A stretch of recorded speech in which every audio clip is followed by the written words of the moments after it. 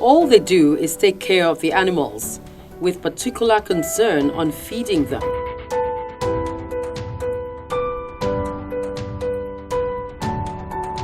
From the north to the south, east and west, their sight is not hidden.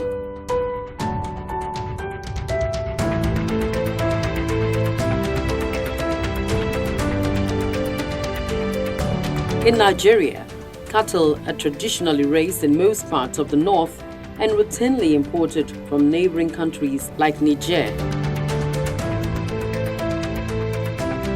The practice has been for herdsmen to graze their animals on fields that they personally did not plant, which are often not under any specific ownership or control.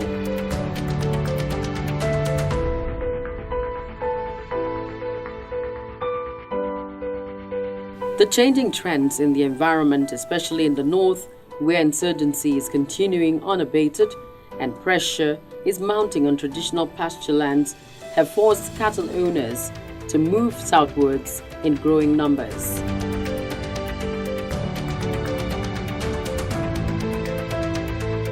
The movement is not without its own challenges. Conflicts, sometimes deadly, between owners of farmlands and the herdsmen appear to be on the increase.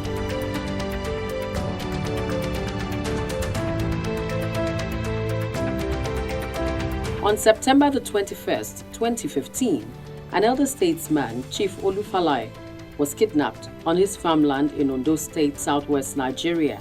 Let the cattle owners, who are big businessmen, invest in their own business, acquire land as much as they need. The kidnap of the former secretary to the government of the Federation almost threatened the nation's fragile unity. If anything, I'm stronger in my faith. That's right. That I won't be alive today if God did not intervene. That's right. And if those ruffians had pulled the trigger and killed me, I'm sure my life would not have been the only one that would be lost. Yes, that's true. That's true. It would have led to other loss of lives. And that would have been the most terrible thing to happen. Exactly. In my entire life, I stand for peace and peaceful resolution of differences. I'm happy that nothing associated with me has led to the death of any other person. Yes.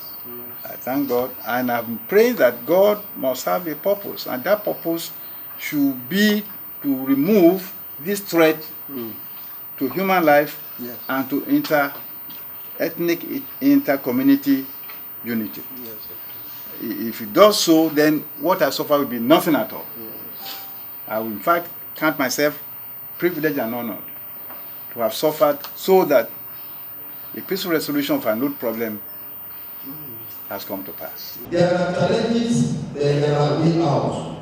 We have agreed that all the leaders that are here, they are going to represent the interests of the farmers and the cattle rearers. The challenges are going to be addressed, and we are going to be having this meeting periodically to review. The most important thing is let everybody go back home and sound the note of warning that there must be peace. Peace must exist as it has existed hitherto. Farmers should not poison the waters that the cattle rearers are using to feed the cattle. The cattle rearers should pursue areas that are not under the farmers that are being used to plow. Let everybody respect each other. Concerned about the threat the activities of the cattle rearers poses, some Fulani chiefs meet to find a solution. We are appealing to our Yoruba brothers, particularly the Afenifere brethren, to please cooperate and work with us so that we can have a lasting solution to the perennial clashes between Fulani headmen and farmers in Nigeria. Nomadic grazing and cattle rearing is a prominent and permanent socio-cultural and socio-economic means of survival of a Fulani man.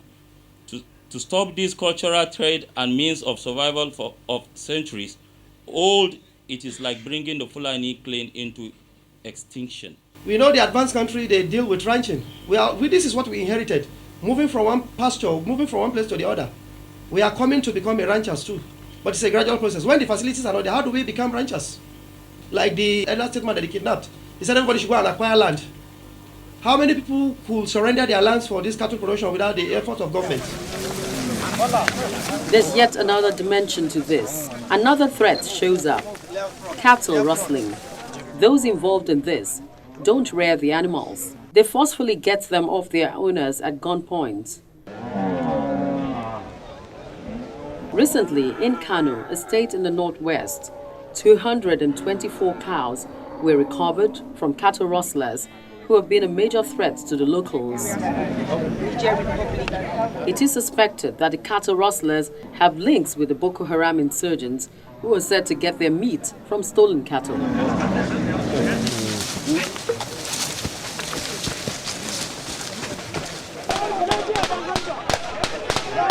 The encounter between the police and the rustlers in Gani town. These people are supposed to be executed in accordance with the Islamic laws because they have killed, raped, and robbed people of their cattle and other valuable items. I therefore call on the court to do the right thing in accordance with the law. The Commissioner of Police and Action Man swung into action. As a result of what we are saying today, they have recovered 818 cows, and they have made a number of arrests, as we are seeing before us. Some of the criminals are in uniform, military uniform, police uniform, and the worst part of it is that some of the criminals are the Fulani themselves.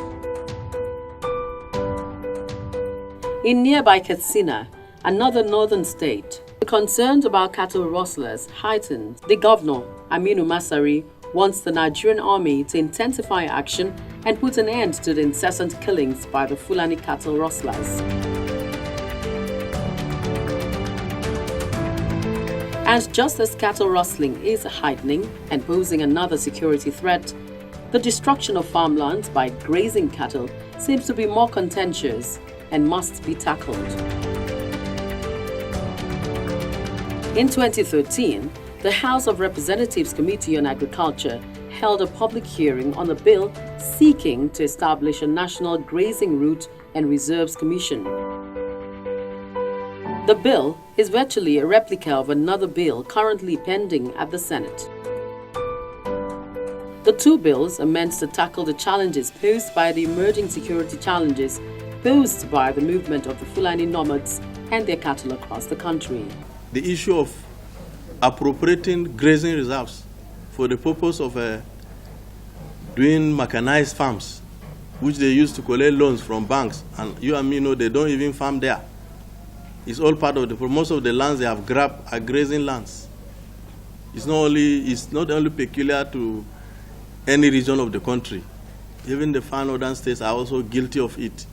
So they pay lip service to issues of development of livestock, and by effect it affects the pastoralist economic pursuit of life. The National Grazing Route and Reserve Commission, if established, would acquire and manage parcels of land across the 36 states of the country for the purpose of providing pastures for nomads and their herds of cattle. The purpose of this bill is to provide for grazing routes where herdsmen can have as their passage all over the nation, and we also have grazing reserve so that these herdsmen are only limited to these routes and reserves. And this route is supposed to be managed when established by a commission. This commission will be made up of representatives from all the states of the Federation. You know, the Land Use Act vests the power, the authority over land in each state on the governor, on the government of the state.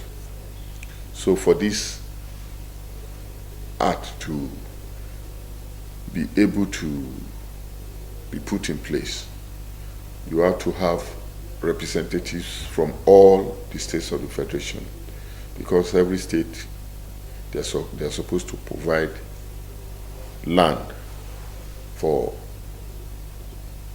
such routes and reserves. So we are proposing that these states will be represented in the commission by people that are knowledgeable in land matters.